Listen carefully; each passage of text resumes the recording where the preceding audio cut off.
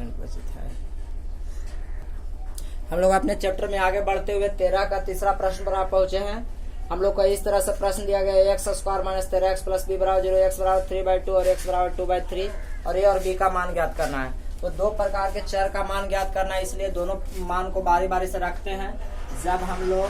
जब x बराबर 3/2 को रखेंगे तो ध्यान से देखिएगा, इसलिए आपको होगा a गुने 3/2 का होल स्क्वायर माइनस 13 गुने 3/2 हो जाएगा प्लस में b बराबर में 0 और इसको हल करिएगा तो 9a/4 होगा माइनस में 39/2 होगा और प्लस में b बराबर में 0।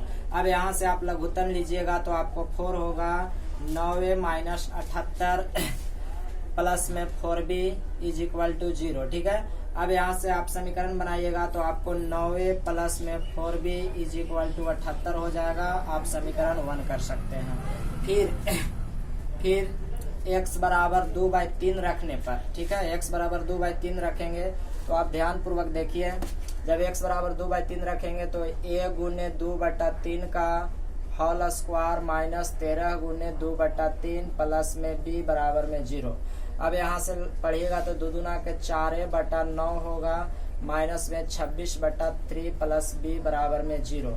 अब आप यहाँ पे लघुत्तम लीजिएगा तो 9 होगा और 4a माइनस में 78 हो जाएगा प्लस में 9b इज इक्वल टू 0।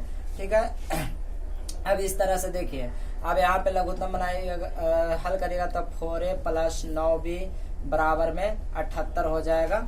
अब इस तरह से हम लोग इसको चाहे तो समीकरण 2 बना सकते हैं।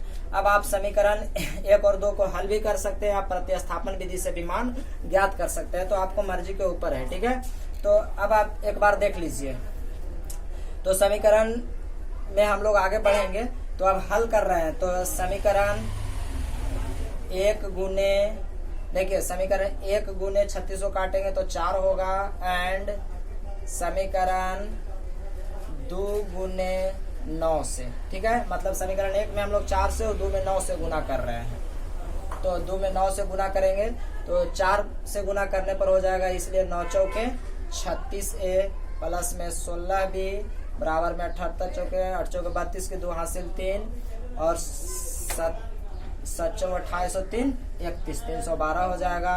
और समीकरण 2 में गुना करेंगे तो देखिए 9 चौके 36a प्लस में 81b बराबर में 9 8 72 की 2 हासिल 7 हो जाएगा, 9 7 63 और 7 आपको 70 हो जाएगा। माइनस माइनस माइनस हो जाएगा, यह से यह कैंसल, यहाँ आपको बचेगा 11 में 6 गया तो 5 हो जाएगा और 7 में 6 गया यानी माइनस 65 भी आ रहा है और इसको घटाइएगा तो 0 होगा, 10 में से 1 गया 9 हो जाएगा, 6 में से 3 जाएगा तो 3 हो जाएगा, 0 हो जाएगा, 10 में से 1 गया 9, 6 में से 3 जाएगा 3 और ईश्वर भी हम लोग को क्या बच रहा है माइनस, तो पहले माइनस से माइनस कैंसिल हो रहा है। अब आप b बराबर काटिएगा तो यह आपको 6×25 यानी 6×25 0 और 6×36 6 बार में कट जाएगा, 65 से कई बार में कटेगा 6 बार में, 6×25 हासिल 0 हासिल 3 6×36 39 b बराबर 6 आ जाएगा। अब b का मान, अब आप चाहें तो b का मान 1 या 2 किसी में भी रख के a का मान निकाल सकते हैं। तो मैं b का मान समीकरण 2 में रख रहा हूँ, ठीक है, b इन समीकरण 2, तो b का मान 2 में रखेंगे तो देखिए 4a प्लस, देखिए 9 छक 54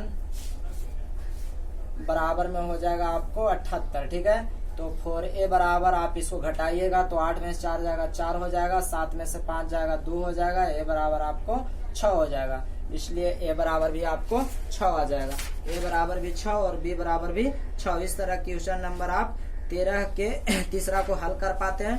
13 का चौथा भी समान कंडीशन का प्रश्न है जो आप अपने से जरूर बनाइए। क्वेश्चन नंबर 14 में आगे बढ़ते हैं और क्वेश्चन नंबर 14 से हम लोग प्रश्नों को हल करते हैं, तो आप ध्यान पूर्वक देखिए।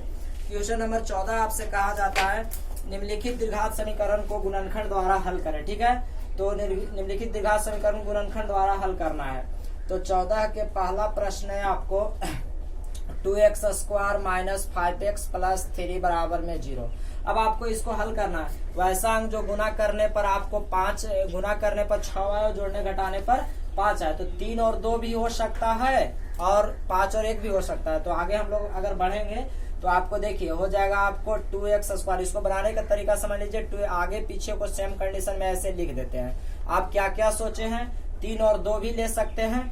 तो अगर मान लीजिए कि अगर हम लोग 3 और 2 तो माइनस में 2x और माइनस में 3x, ठीक है।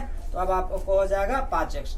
यहाँ से अगर कॉमन लेंगे तो आपको होगा 2x, तो x माइनस 1, यहाँ से -3 कॉमन लेंगे तो x minus 1 is equal to 0। और यहाँ से हल करिएगा तो x माइनस 1, देखिए इन दोनों में से एक तो निकाल लेते हैं, यानी कॉमन ले लेते हैं, और इन दोनों को एक साथ लिखा जाता है, यानी 2x माइनस 3 बराबर में 0।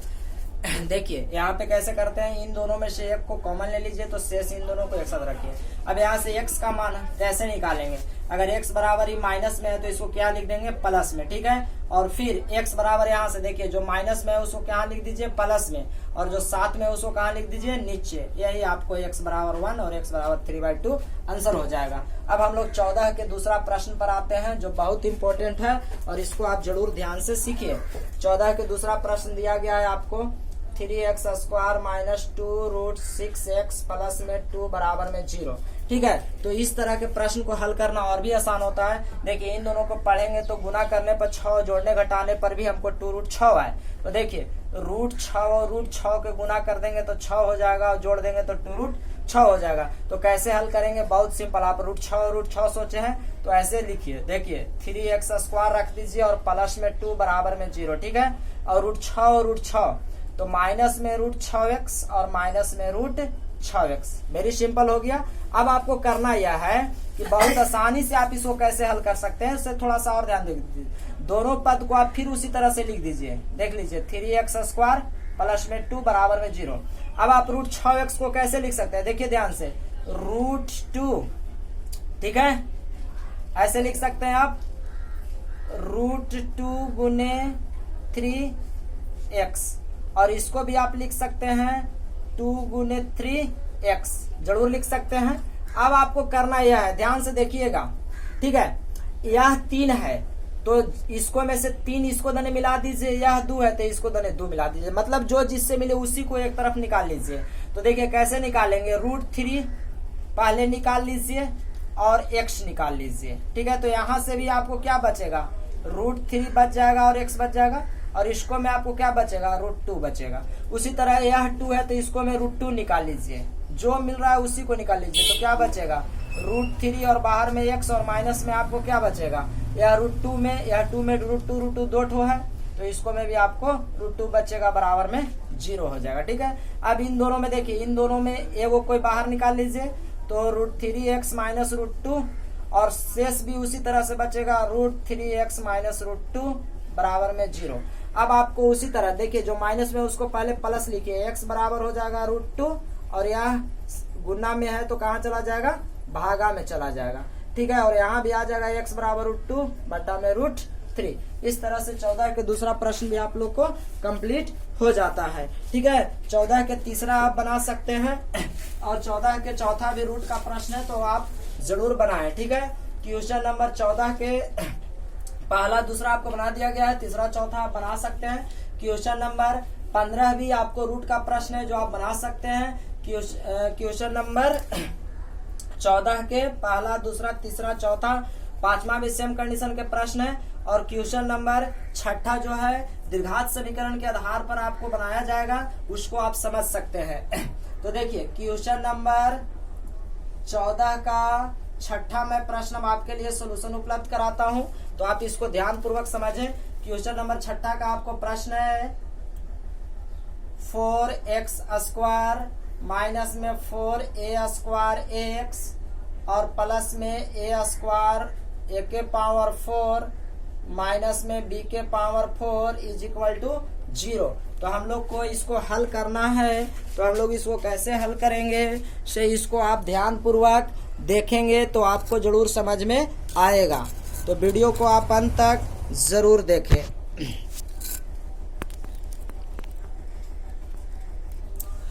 चौदह का 6 प्रश्न हम लोग के सामने इस तरह से दिया गया है, तो इसको हम लोग अगर उसी तरह से पढ़ने की कोशिश करेंगे तो 4a² b² और 4x जोड़ने घटाने या गुना करने पर नहीं आ सकता। इसके लिए आपको द्विघात समीकरण सूत्र का प्रयोग करना होगा।